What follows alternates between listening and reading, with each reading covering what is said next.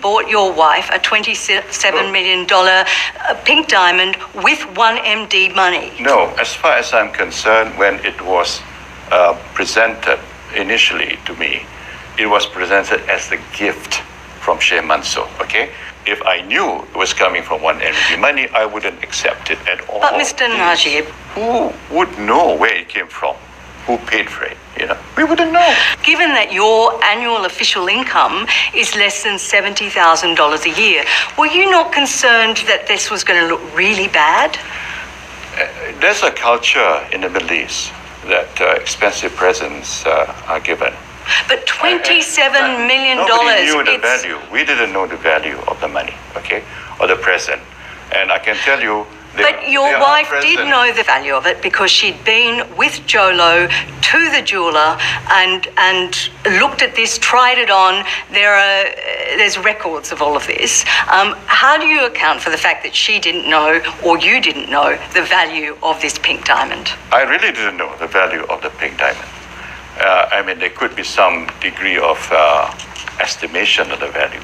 But mind you, as head of government, we have received expensive presents from other monarchs in the region. And that is their culture. And that culture is still going on. And I do know that, in other countries, of course, there is a regulation that you have to declare presents.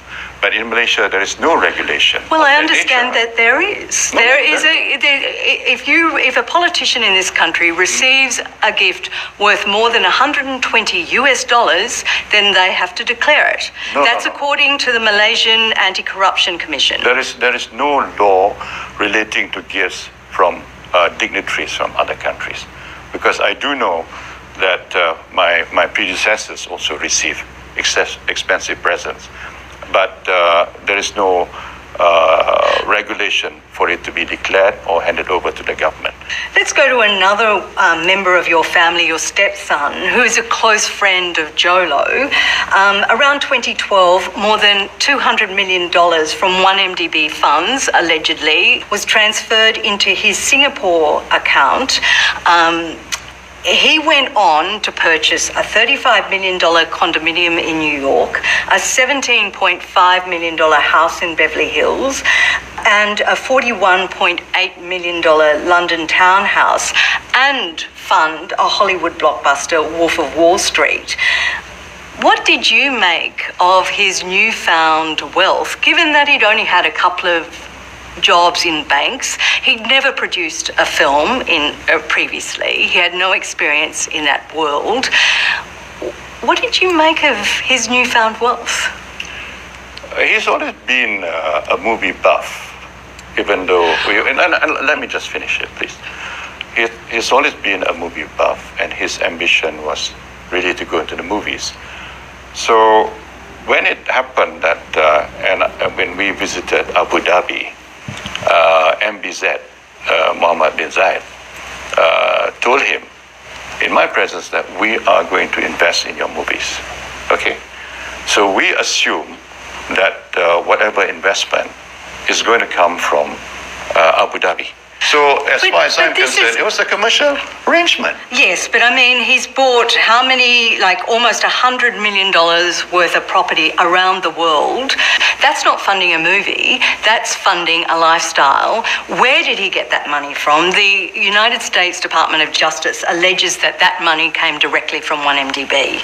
Well, everybody assumed that the money was coming from the UAE side. Again, when you are being presented with that sort of offer, you cannot look beyond it, because you wouldn't know. You just assume that the money's come from the people who want to invest. But isn't it important, as the Prime Minister of this country, to know where the money comes from, so that you know that you're not going to eventually be compromised? Sure. So why didn't, it seems to me that you're constantly saying you don't know where the money came from, yet at the same time, 1MDB was going into massive debt. No, as far as I'm concerned, I really didn't know it was 1MDB's money, because Mohammed bin Zayed, the Crown Prince, said, we are going to invest in your stepson's movie. So That was his statement. do you now acknowledge that it must have been 1MDB money, given that the US Department of Justice has moved to seize your stepson's properties and he's also made a settlement of $60 million? Do you now accept that he was the beneficiary of 1MDB money? As far as I'm concerned, it was civil settlement and there is no admission of guilt. That is the position, because if you think that it was settled because it's 1MDB, it presumes that he had knowledge of the money coming 1MDB. He had no knowledge.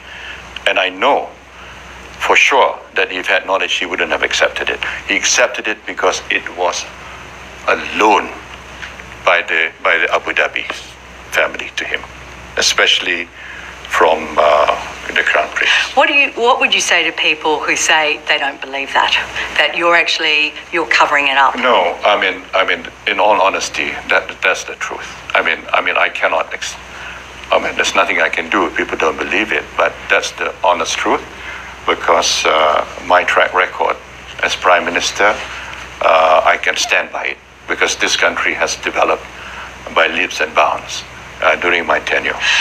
Just going back to when the police raided... Can we... we're supposed to talk about the economy. We are going to, but there's just a couple of more... You're talking too much about this.